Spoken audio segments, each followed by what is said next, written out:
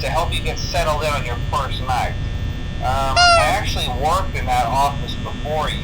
I'm finishing up my last week now, as a matter of fact, so I know it can be a bit overwhelming, but I'm here to tell you there's nothing to worry about. You'll do fine. So let's just focus on getting you through your first week, okay? Let's see. First, there's an introductory greeting from the company that I'm supposed to read. It's kind of a legal thing, you know.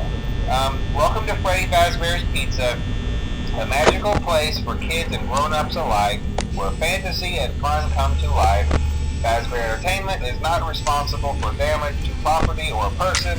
Upon discovering that damage or death has occurred, a missing person report will be filed within 90 days or as soon as property and premises have been thoroughly cleaned and bleached and the carpets have been replaced. Blah, blah, blah. Now, that might sound bad, I know, but there's really nothing to worry about. The animatronic characters here do get a bit quirky at night, but do I blame them? No. If I were forced to sing those same stupid songs for 20 years and I never got a bath, I'd probably be a bit irritable at night too. So remember, these characters hold a special place in the hearts of children and we need to show them a little respect, right? Okay. So just be aware, the characters do tend to wander a bit. They're left in some kind of free roaming mode at night. Something about their servos locking up if they get turned off for too long. They used to be allowed to walk around during the day too, but then there was the bite of 87. Yeah.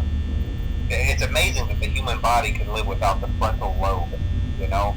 Now, concerning your safety, the only real risk to you as a night watchman here, if any, is the fact that these characters, if they happen to see you after hours, probably won't recognize you as a person. They'll most likely see you as a metal endoskeleton without its costume on. Now, since that's against the rules here at Freddy Fazbear's Pizza, they'll probably try to forcefully stuff you inside a Freddy Fazbear suit. Now, that wouldn't be so bad if the suits themselves weren't filled with cross beams, wired, and animatronic devices, especially around the facial area. So you can imagine how having your head forcefully pressed inside one of those could cause a bit of discomfort and death. The only parts of you that would likely see the light of day again would be your eyeballs and teeth when they pop out the front of the mask. Yeah, they don't tell you these things when you sign up. But hey, first station of the breeze. I'll chat with you tomorrow.